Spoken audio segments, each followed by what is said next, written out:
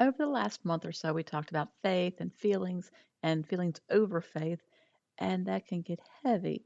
So, for a second week, we're switching gears to give the emotional and spiritual parts of us a break, and we'll focus on the physical. Now, we're spiritual beings living in a physical body, so there is great connection. Please note the turtle in the title. That's a big reminder that nothing we do in grief will come quickly. So when we talk about getting stronger physically, it is also at a turtle's pace. Your identity since the loss of your loved one is probably in question right now. So I'm also sharing a movie that while it's about running, it's more about finding your identity in the one who created you. Hey, friend. Welcome to the Grief to Great Day podcast. Do you feel like you're going crazy? Is the shower the only place for you to really cry? Are you surrounded by people, but you still feel all alone? Do you want to be the you were before your loved one died, but you have no idea how to get there? I'm Steph Cabanis, Southern by choice, wife, turtle triathlete, Jesus follower, and fellow traveler in the journey of grief. I too struggled to breathe, questioned God and my faith, and thought I would never be happy again. But God took my brokenness and He turned it into breakthrough. So if you're ready to understand how to navigate grief, lean into your faith and take just one step towards healing, then bring your ugly cry, get into a comfortable place, even if that's your bed right now, and let the healing begin. Girl, there's hope for your future. Come on through the house and join me on the porch. It is still warm here in Eastern NC, but not too hot, so the porch is relaxing and I believe a healing place. I'm Steph, and this is the 100th episode of Grief to Great Day. Wow. Thank you all for being here. I hope you always feel welcomed and heard through this podcast. Hello to everyone listening in Malawi, our spotlight country. And for those of you who don't know where Malawi is, it is a Southeast African country. In the US, Texas takes over as the state with the most downloads this week. Grief to Great Day is downloaded in over 80 countries now. This tells me that there's a need to talk about grief and that it's felt throughout the world. So, whatever country or state you're in, you're not alone as you walk through this thing called grief. I know there are new listeners each week, so if that's you, welcome to the podcast you never wanted to need. I'm glad you're here because it tells me you're taking steps towards your healing. Now, for you new listeners, if you hear me talk about Monica, her faith, or her death, and you need some background, just go to my website, grief2greatday.com, and click on the book tab. Her faith journey through the last 6 months was unreal, and her death, it changed me. She's the reason that you are listening to me today. In this podcast, we talk about understanding grief, like knowing what in the world you are going through, processing daily life, how to get through the day, and growing your faith, how to still communicate with God even though you might be angry with Him right now. So if you're just starting your journey, please know that life will change. It won't always hurt like this. It's important for you to hear that often. It's not to say you're going to stop missing your loved one because you never will, but you will be able to breathe, to laugh, and to live again. You might have read the title to this episode and thought, yeah, right. Who cares about being an athlete or even physically strong right now? I am barely getting out of the bed. Or you might have had an exercise routine that you'd like to get back to, or you're exercising to keep your sanity. Last week, I talked specifically to those of you who were not exercising right now and gently nudged you to start moving in any form that's enjoyable or at least doable. In the Journey Works, I asked you to daydream just a little bit about the activities that you might like to do. So when you read the words physically strong, what was the picture in your mind? Did you think about it daily last week? Did you think about it at all? If you haven't, y'all, it's important that you do. because every action begins with a thought. You know from my story that completing a triathlon was something I really wanted to do. It was years after Monica died that I did my first half marathon, and over a decade later that I did my first triathlon. I know that what you're feeling right now is far from normal, and the heaviness of it is more serious than training for an event like a half marathon or a triathlon, and certainly far removed from giving a rip. But why not allow yourself to plant some seeds for your health and your strength? Why not set a big goal? And if you tell me why you can't, I'll be able to tell you 10 more reasons why you can. Now, here's a truth in love alert, which means I'm going to share some truth that may hurt, but because it's truth, it will also help. You, my friend, are still here. Your race is not completed. Your life is not over.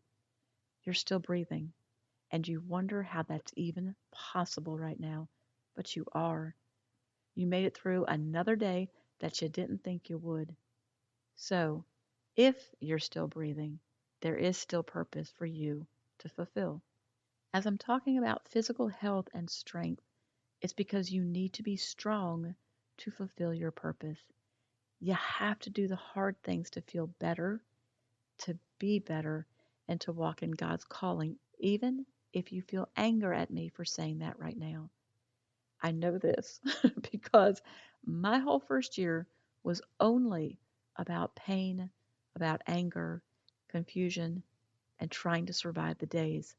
To hear about exercising was almost offensive because it made me feel that my situation was not understood. See, I thought that if people comprehended the depth of my loss, they would never have asked for such a meaningless thing as exercise. So I'm asking you to do this differently because it will help you. 1 Corinthians 9:27 says, I discipline my body like an athlete, training it to do what it should. Otherwise, I fear that after preaching to others, I myself might be disqualified. In those days, people knew that Paul was talking about a physical or athletic game, but it was not just about the physical, it's about your purpose. You have to keep running your race until God says it's over. Last week, I told you the ABCs of getting physically strong: accepting where you currently are, believing that becoming strong is possible, and being consistent. Accepting, believing, and consistency. Let's apply those same letters to finishing your race, your life healed and strong. Accept that right now life is hard and that you are not expected to be the same person you were the day before your loved one died. We are not going to delve into the acceptance about your loved one dying. This is just the acceptance over the fact that you are going through grief right now. So give yourself lots of grace and patience. Believe. Believe that tomorrow will be better because there will come a time when it really is. If you don't believe that life will ever get better, then there's really no point of getting out of bed, is there? But our God, He is not a small God, and His plans for you are more than you can imagine.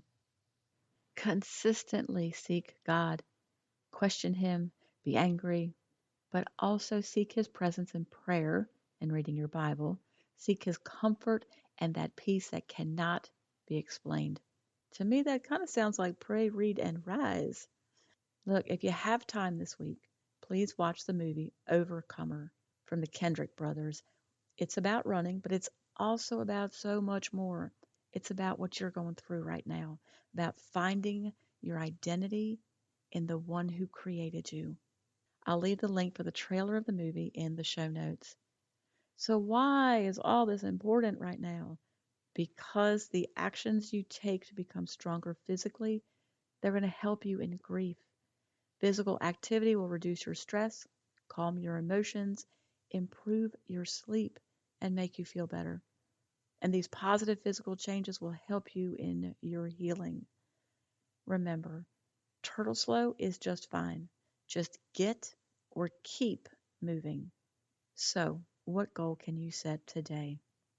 Every day, your body produces billions of cells. Every day. Isn't that crazy?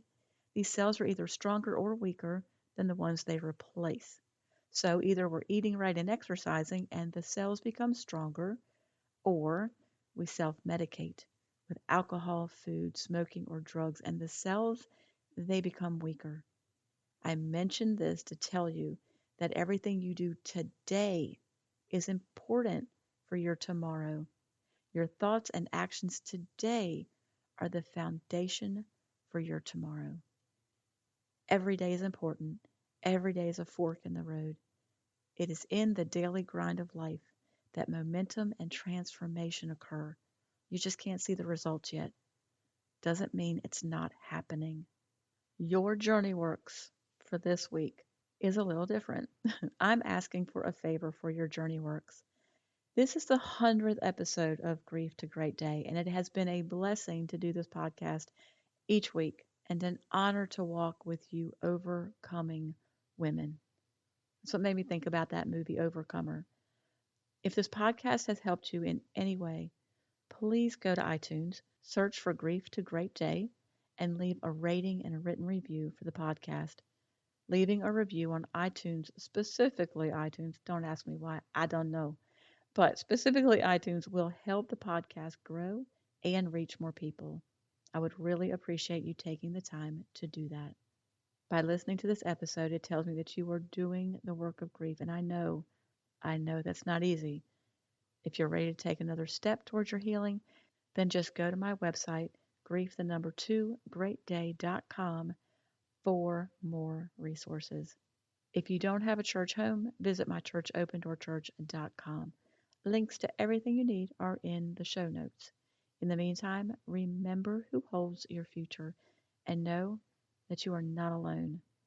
Keep on coming back to the house, keep sitting on the couch or the porch, and keep taking those steps, however small or slow, towards your healing. Thank you for being here today, for showing up. If this podcast has given you hope, encouragement, or helped you in any way, share it with a friend, either in a text or on your social platforms. Also, please subscribe, rate, and leave a written review on iTunes. It's a huge blessing for me to know that you're out there. Lastly, and this is important, you are not alone. Connect with me on the Grief to Great Day website, the link is below, and sign up for our free newsletters. I want to be able to pray for you by name. Remember, grief isn't something you're going to get over, but a great day is something you can get to.